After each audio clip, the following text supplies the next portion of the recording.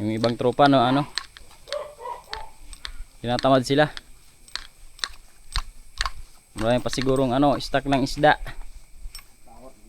Kaya unang dalawa maninisid.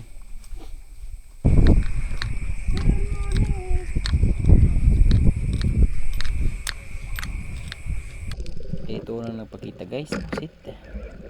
Jackpot ang binamano natin ngayon, pang calamares.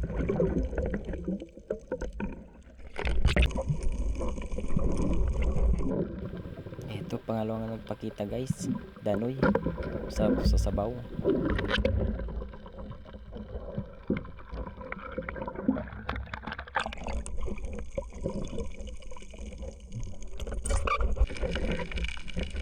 At ito may nagpakita na namang isang pusit. Ayan o, hindi gumagalaw, ang bait. Naglabasan yung mga pusit guys, siguro dahil sa ano, dala ng habagat. Saka medyo malakas yung dagat.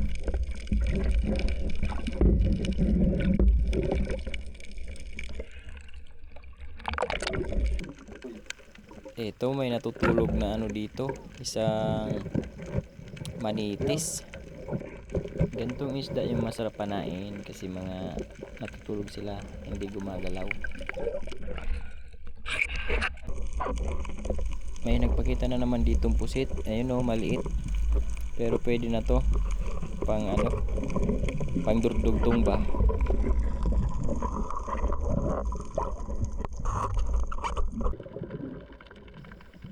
Ito naman yung mahirap panain guys. Yan o, gumagalaw. O diba, hindi ko tinamaan. Mahirap talaga yung panain. Ay, thank you Lord, dito na naman pusit. Talagang sinusunod tayo ngayon guys. Puro pang calamares ang nagpapakita sa atin. May nakatago dito ng isang ano, toros. Ayun o. Busit kang toros ka. Medyo malakas nga pala yung dagat ngayon guys, gawa ng bagyo. Mamimiss na naman kami nito ng dagat kasi lalakas na naman to. Tapos hindi kami makakapagsisid. May dayo pa naman kami ngayon sa ano, ngayong darating na Sabado sa Baldok.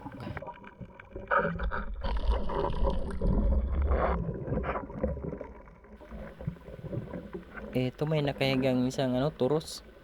Ayan o, danggit bahura. Tayo dyan, tayo. Gitik ka dyan.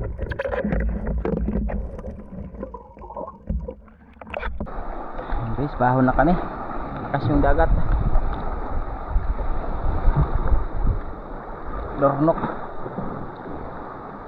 Ayun, kasama ko si Hermano. Ay, ay, ay.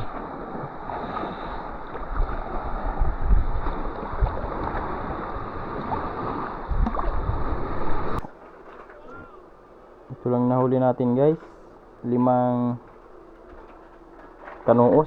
Tapos ito